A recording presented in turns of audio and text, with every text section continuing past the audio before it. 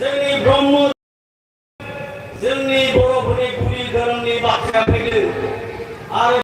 सुक्तिनि जि इंडिजिनियास department जों लाबोनो हाबाय आरो बेनिखायनो आलारि सोरां बे बिथांखिनि दारै नोंथांमोननि सनितपुर जिल्लायावबो जोङो खोनानो मोन्दों धोरोमारि गौथुमाव 2 लाख रां बहायबो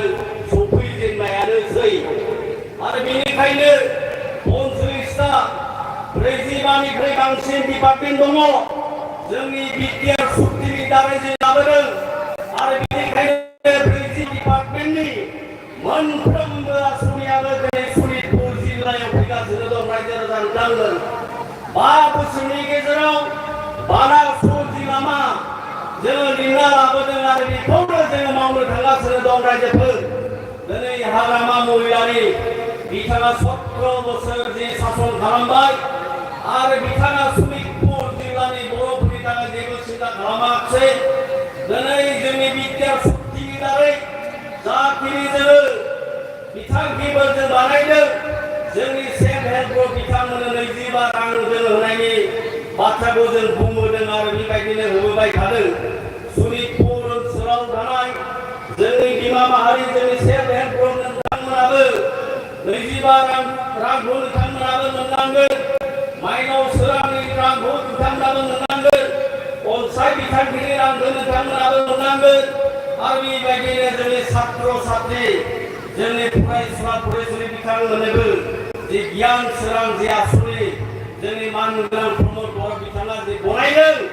आरो बे गासैबो आसनिखौ जेन नोंथांमोना मोननो हायो आरो बेनिखायनो फैबाय थानाय जि बिसायख'थि बे बिसायख'थिखौनो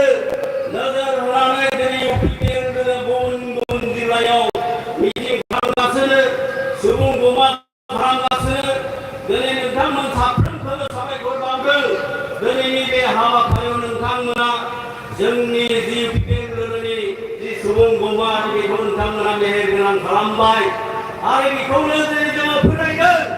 दिनै जोङो रोखा जादों जे फैबाय थानाय जि बिसायख'थि आरो बे बिसायख'थियाव जोंनि इउपिपिएल 20 बांसिन जोङो देरहासार जानानै सरकार जानो थांगासिनो दं रायजोफोर आरोबाव जोंनि सरकार फैगासिनो दं रायजोफोर जोंनि मानगोनां प्रमद बिथाङा सिन्था खालामगासिनो दं रायजोफोर आरो बेबायदिनो दिनै गुबुन जोंनि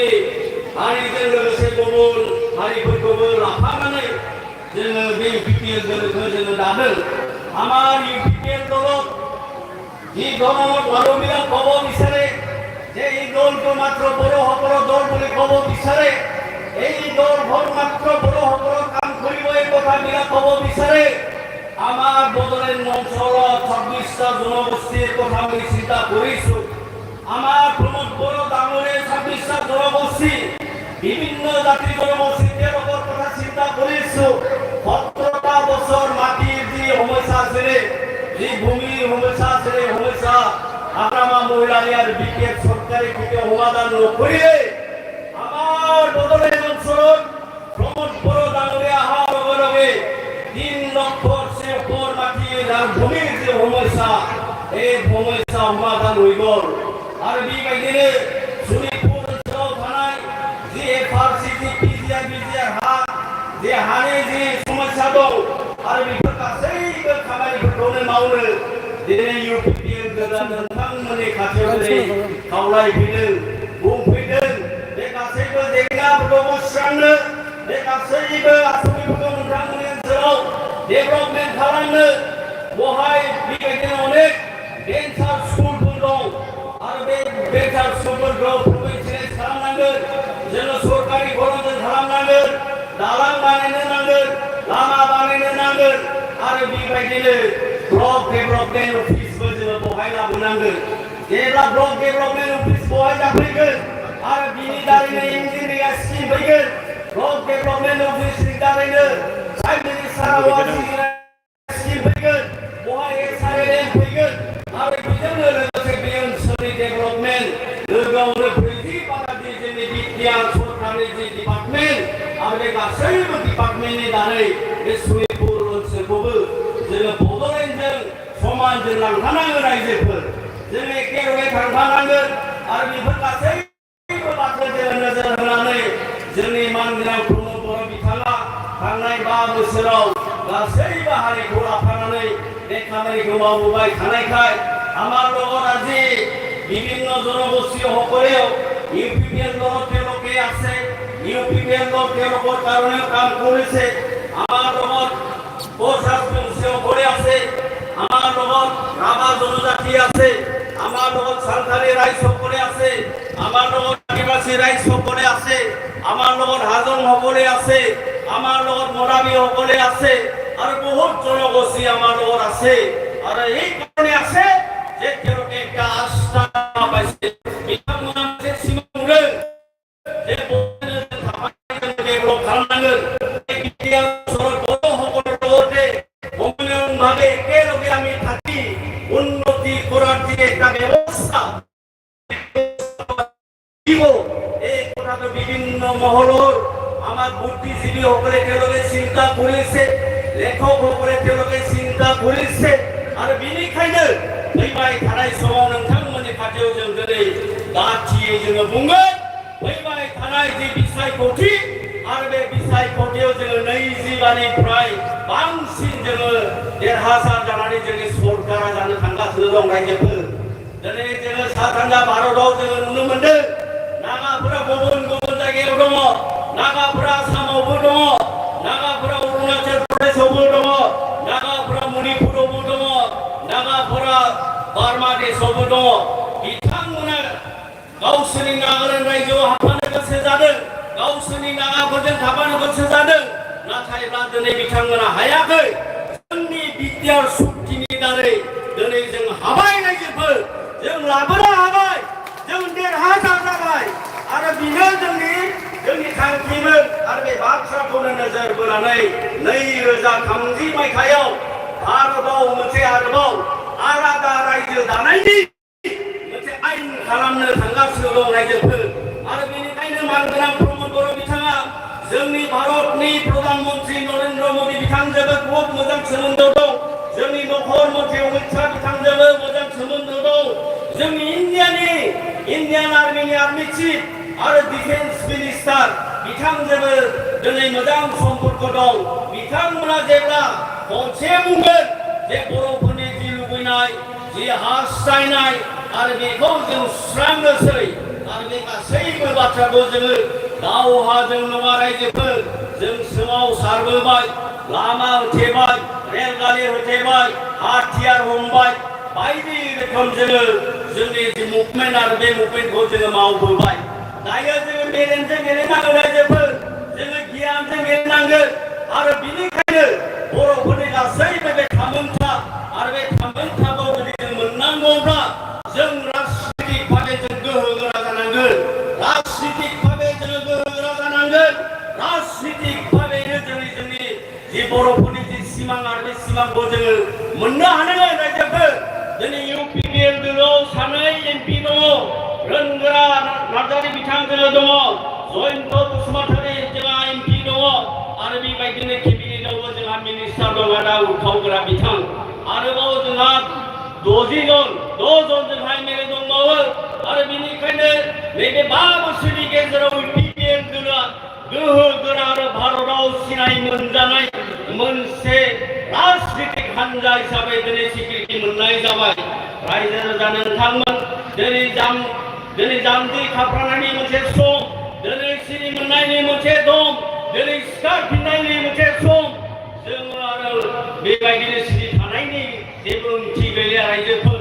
जोङो दिनैनिफ्राय जागायजेनबाय जों दिनैनिफ्राय जोङो सुरु खालामजेनबाय जोंनि जि राजनितिक अधिकार जोंनि जि बाथ्राफोर जोंनि बर'फोरनि जि राव हारिमु गासैबो बाथ्राखौ नोजोर होनानै दिनै फैबाय थानाय डिसेम्बर दानाव बागुरुम्बा डेन्स दिनै भारताव बिख्यात जानो थांगासिनो दङ बुहुमनि मानसिया वर्ल्ड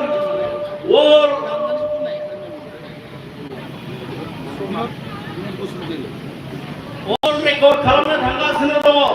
10,000 जोंनि बिनानाव बिथांमोना मोसानो थांगासिनो दङ बुहुमनि मानसिया नायगोन बुहुमनि मानसिया दिनै बिथांमोना सोमोनांगोन जे ओरैबायदि मोजां मोनसे आर'नाइ ओरैबायदि दख'ना आरो जाय दख'ना आरो आर'नाइखौ दिनै मानगोनां प्रमद बर' बिथाङा जिअ'ग्राफिकेल इन्डिकेसनाव दिनै लाबोबाय बुहुमनि मानसिफ्रा दिनै मोनथिसै दख'नाखौ सोर हारिया गानो आर'नाइखौ सोर हारिया लायो आरो बेबायदिनो दिनै बुहुमनि मानसिया जे जोंखौ सिनायथि होबाय दिनै मोनबाय आरोबाव बेबायदिनो वर्ल्ड रेकर्ड जोङो मावनो थांगासिनो दं रायजोफोर आरो बहायनो बागुरुम्बा जे मोसानाय आरो बे मोसानायखौ दिनै नोंथांमोनाबो टिभियाव बेबायदिनो ससियेल मिडियायाव आरो गुबुन गुबुन बेबायदि मा होनना बुङो जोंनि मबाइलफोराव नुनो मोनगोन आरो बेनिखायनो रायजो राजा नोंथांमोन दिनै हाग्रामा महिलारि बिथाङा दिनै जोंनि सनितपुर जिल्ला बरपेटा जिल्ला बिश्वनाथ जिल्लायाव बिथाङा दिनै भिखारि बायदि बिबायारि बायदि दिनै बिथाङा माने भट बिफैदों नाथाय 17 बोसोर नोंथांमोनखौ खबर लादोंना रायजोफोर नोंथांमोननि हानि जेंनाखौ सुस्रांदोंना रायजोफोर आरो नोंथांमोननि जे समस्या बेफोरखौ नायफैदोंना रायजोफोर दिनै नायफैयाखै दिनै प्रमद बर' सार बिथाङा दिनै फैदों रोंगोरा सार बिथांमोना दिनै फैदों जोंनि उथाव गोरा बिथांमोना फैदों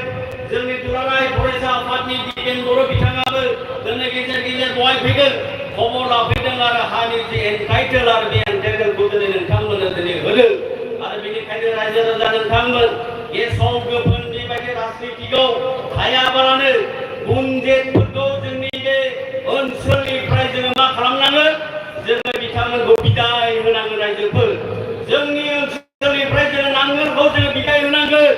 नांगोलजों जेबो खामानि जाला रायजोफोर दिनै खाला गबाय बिथांमोना जेबो खामानियाव गैला दिनै ट्रेक्टरनि टाइम जाबाय रायजोफोर आरो बेनिखायनो फैबाय थानाय जे बिसायख'थि आरो बे बिसायख'थियाव नोंथांमोना साफ्रोमबो ट्रेक्टरनि सावगारियाव जे नोंथांमोना भट होयो এই অঞ্চলৰ ৰাইজৰ বিভিন্ন জাতি জনগোষ্ঠী আপোনালোকক অনুৰোধ কৰিব বিচাৰিছো যে আমাৰ সন্মানীয় প্ৰমোদ বড়ো ডাঙৰীয়াই সকলো জাতি জনগোষ্ঠী একেলগে সমন্বয়ৰ উন্নতিৰ কাৰণে প্ৰগতিৰ কাৰণে কাম কৰি আহি আছে এই কাৰণে এই অঞ্চলত বসবাস কৰা বিভিন্ন জাতি জনগোষ্ঠী আপোনালোকক অনুৰোধ কৰিব বিচাৰিছো সেপ্টেম্বৰ মাহত যে আমাৰ বদলেনৰ বিদ্যাৰ নিৰ্বাচন হ'বলৈ গৈ আছে আৰু এই নিৰ্বাচনত আপোনালোকে বেলেগ দলত ভোট গ্রহণ করে আপনাকে ট্রেক্টরের সহিত ভোট আপনাকে প্রদান করে এই অঞ্চলের উন্নতির প্রগতির কারণে যেন আপনাকে কাম করার এটা হুজুর আপনার কাম করিবার কারণে এটা দায়বদ্ধতা যেন আমাক আপনাকে যেন দিয়ে এই অনুরোধ আপনার স্মরণ রাখিল আর বেনিখাयनो রাজ্য রাজা नोंथांमोन जोंनि मानगोनां प्रमद बर' सार बिथाङा दसेनि उनावनो सफैसिगोन आरो बेबायदिनो माखासे जोंहा हाबाफारि दंबावो मोसानाय हाबाफारि दंबावो आरो बेनिखायनो बे ओनसोलनि जाय बिमा बिथांमोना जे जोहोलावजो बेबायदिनो जोनोम होबाय मुंख्लं खालामबाय आरो बिथांमोन साफ्रोमबो बिमा बिफाखौ आं खर' गंलायै बिथांमोनखौ आं खुलुमदों आरो जोबथारनायाव मोनसे स्ल'गान होनानै आंनि बिबुंथिखौ आङो फोजोबनो नागिरदों जय बिपिएलनि जय बिपिएलनि जय बिपिएलनि प्रमद बर' डाङरि प्रमद बर' डाङरि रोंगोरा नार्जारि डाङरि रोंगोरा नार्जारि डाङरि इउपिपिएल डाङरि सनितपुर जिल्ला डाङरि सनितपुर जिल्ला डाङरि हरिसिङा समष्टि डाङरि हरिसिङा समष्टि डाङरि DTR डाङरि DTR डाङरि खुलुमबाय आंनि सोलो फोजोबबाय गोजोन्थों